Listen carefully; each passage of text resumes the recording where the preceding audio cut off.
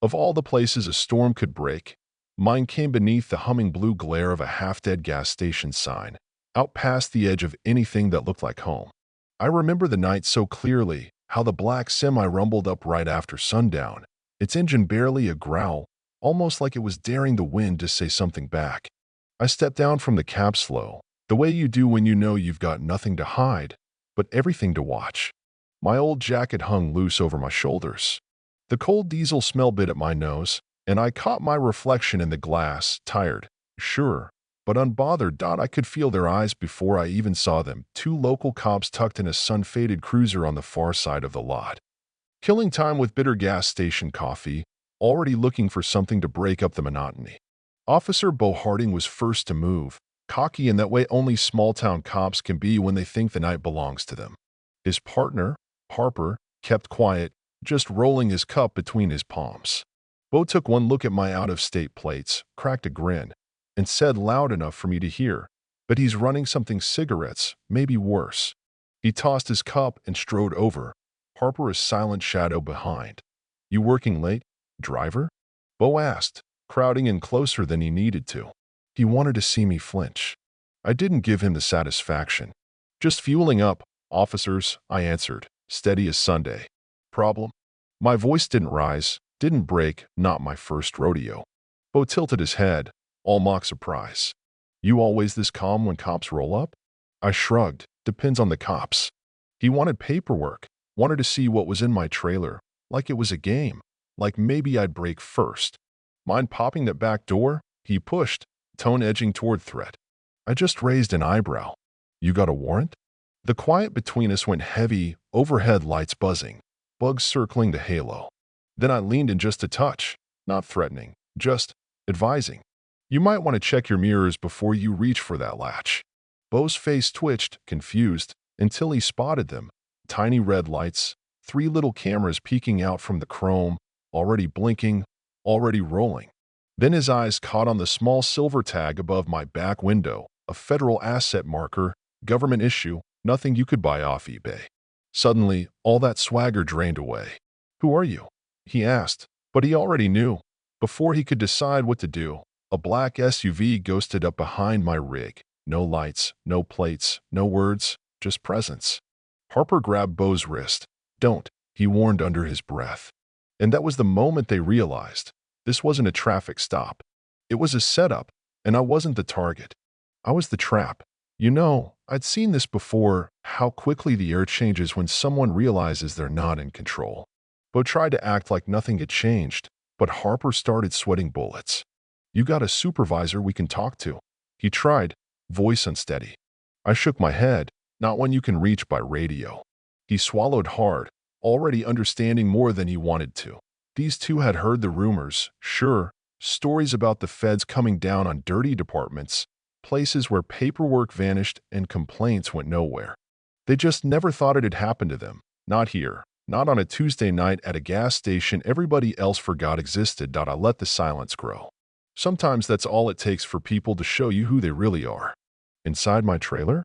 Nothing illegal, just water, food, supplies. But if you looked closer, you'd see cables, transmitters, recorders hidden in every corner, live streaming the whole encounter to a bureau server states away.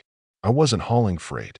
I was hauling proof. 10 minutes earlier, Bo had been bragging to Harper about how easy it was to squeeze a little extra out of night drivers, tired folks, scared folks, folks who'd pay just to make the problem go away. But not me. Not tonight. That SUV door finally cracked open, and a man in a black suit stepped out. No badge, no introduction, just a clipboard and mirrored sunglasses. Behind him, a woman barely glanced up from her phone. Nobody said a word. Bo's hand twitched toward his holster, but Harper's was faster, stopping him cold. They both knew, on some level, the script was flipped. This truck, this stop, every second's been monitored and recorded by federal authority, I said, keeping my voice even. Your body cams aren't the only ones on tonight. Bo's lips pressed thin. You FBI?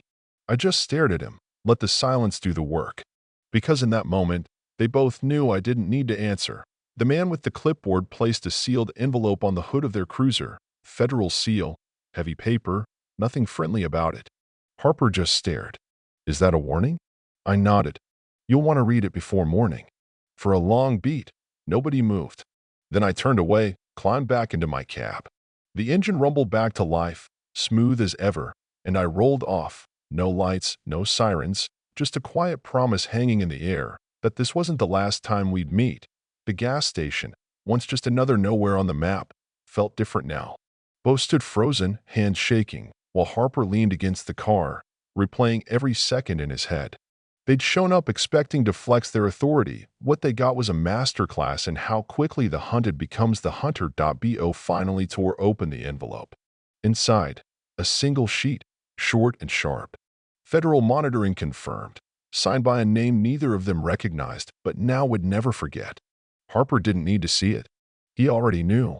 Next morning, they got called to the station before sunrise. No chit-chat, no coffee, just two unfamiliar faces in cheap suits, folders open, every word being recorded. On the table, photos and clips from my truck's cameras. Every step, every word, locked in for the record. This isn't a trial, one agent said. This is a preliminary review. What happens next depends on your honesty, starting now. Bo tried to talk, but Harper beat him to it.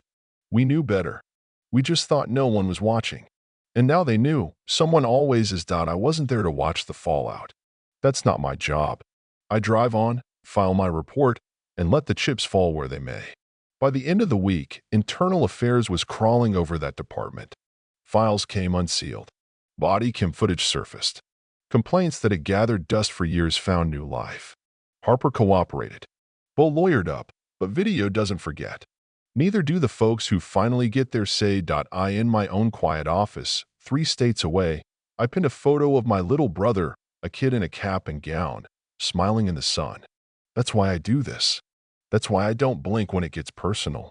That night, I pulled over at a rest stop and looked up at the stars. No cameras, no agents, just the open sky. Somewhere, another young man, someone's brother, would stop for gas and not worry about who's watching. Somewhere, a badge would mean safety, not threat. Maybe the world doesn't change in one night. Maybe justice isn't about headlines or handcuffs or applause. Sometimes it's just one person refusing to be intimidated, refusing to let things slide. Sometimes that's enough to start the wheel turning. What happened out there wasn't just about 2 officers making a bad call. It was about a system that let them believe no one cared, that nobody was watching. But someone was. Not just me, all of us. Anyone willing to see, to name it, to refuse to let it slide. If you believe dignity should never be mistaken for weakness, if you believe in quiet strength and justice that moves slow but sure, then maybe you share this story. Not because it's just a truck or just one stop, but because every turning point starts when someone finally says, no more. Now, I want to hear from you. Do you think what happened was justice, overreach, or something in between? Where do we draw the line between protecting the public and abusing power? Drop your thoughts below. Stories like this, they matter, and your voice does too.